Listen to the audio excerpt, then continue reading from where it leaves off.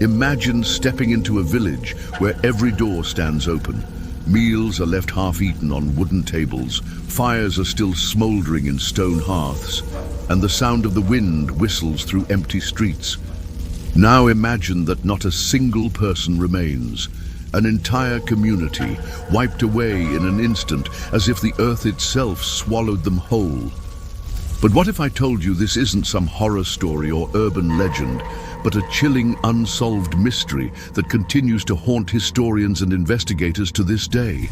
The story begins in the northern highlands of Europe, where a village, remote, isolated and tightly knit, was known to the outside world only by those who occasionally passed through. The village was home to fewer than 100 souls, families who had lived there for generations, farmers, shepherds, blacksmiths, children playing in the dirt roads, elders sitting in the cool shade of the oak trees. Life was simple, until one day life stopped.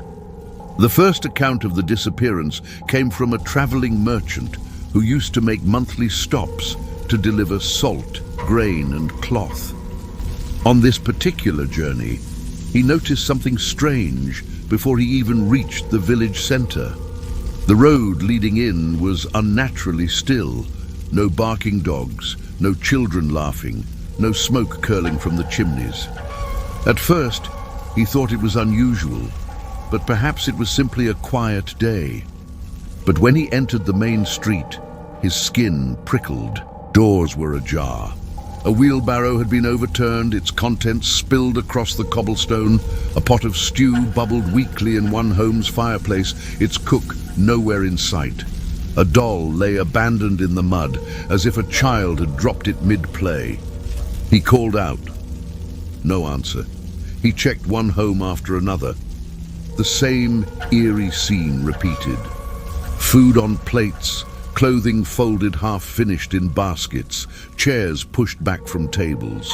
It was as though everyone had been plucked from their lives in the middle of a single moment, leaving everything behind. What investigators later found deepened the mystery. In the barn, livestock were tied but unfed, bleating in distress. Horses remained in their stalls, hooves stamping restlessly. A herd of sheep wandered unattended near the edges of the forest, as if their shepherd had vanished mid-watch. And strangest of all, there was no sign of struggle. No broken furniture, no blood, no tracks leading away, nothing. But here's the twist nobody expected. In the center of the village square stood a massive oak tree, and carved into its bark were strange symbols. Symbols no one could identify, etched deep and rough as if done in a hurry. They seemed fresh, their edges still raw, suggesting they had been made only hours before the merchant arrived. The merchant fled in terror and brought back a party of men from the nearest town. When they searched the area, they confirmed his story. The village was deserted, dozens of people gone without a trace. And those markings on the oak tree, they were real, but their meaning, completely unknown. Some said the villagers were victims of a raid, but if that were the case, where were the signs of violence? Others whispered that perhaps the people had fled into the woods, running from some unseen danger. But the search parties combed every surrounding mile. No footprints, no campsites, no bodies, nothing. And this is where the story gets even stranger. Because when investigators entered the church at the edge of the village, they found something deeply unsettling. The altar was bare, the candles melted down to wax puddles, but scratched into the wooden pews were dozens of the same symbols that had been carved into the oak tree, as though the villagers themselves or someone else had left behind a message. But what were they trying to say? Here's the detail that sent shivers down everyone's spine. Inside the church, near the altar, lay a single object, a child's shoe, small and worn, placed carefully in the center of the floor. Who put it there? Why? And where was the child? Rumors spread quickly. Some believed the villagers had been taken by force, perhaps abducted en masse, but by who or what? Others began to whisper of darker things, that the symbols were not random at all, but part of some ritual, a summoning, a curse, or even a warning.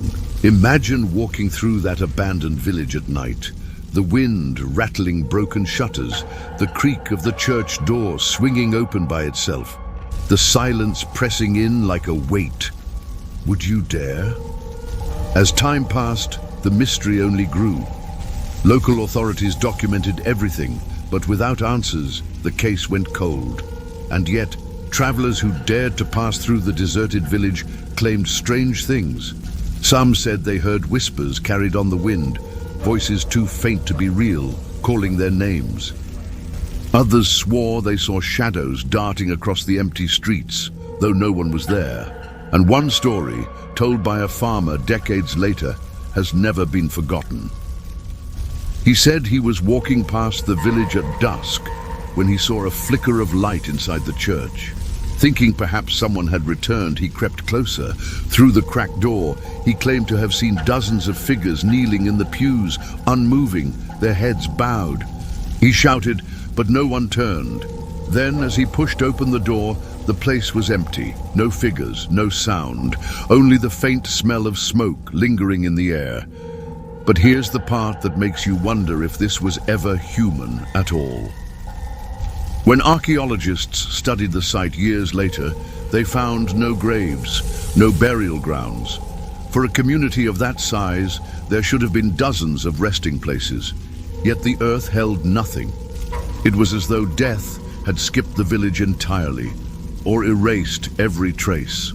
Some researchers suggest a plague could have wiped them out, the survivors fleeing in panic.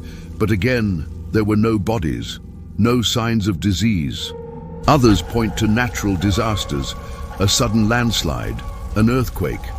But why then was the village itself untouched, every home still standing?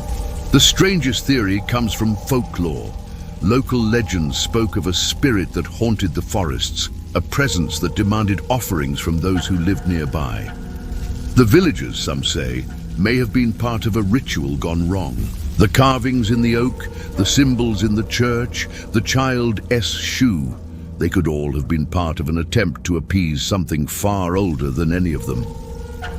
But what investigators found next changed everything. Hidden behind the church, buried shallow in the earth, was a collection of objects wrapped in cloth. They were personal belongings, jewelry, coins and trinkets, each belonging to different families. As if the villagers had prepared to leave or to hide their valuables, but they never returned to claim them. So why did they leave them behind? And why, after centuries, does no one know what happened? Even today, the silent village stands as a ruin. The wooden homes have collapsed, the oak tree has long since died, but the whispers remain. Visitors claim to feel watched, as though unseen eyes track their every step. Some even say they've heard faint laughter echoing through the trees, the sound of children who no longer exist. Think about it.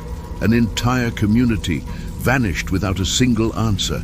No graves, no survivors, no clues beyond strange symbols and abandoned belongings. What could erase dozens of lives so cleanly, leaving behind only silence? Maybe it was crime. Maybe it was disease. Maybe it was something far more terrifying. And the question remains, if it could happen once, could it happen again? So I'll leave you with this thought. The next time you walk through a quiet town, when the streets feel too empty and the air feels too still, ask yourself, are you really alone? Or is history about to repeat itself right before your eyes?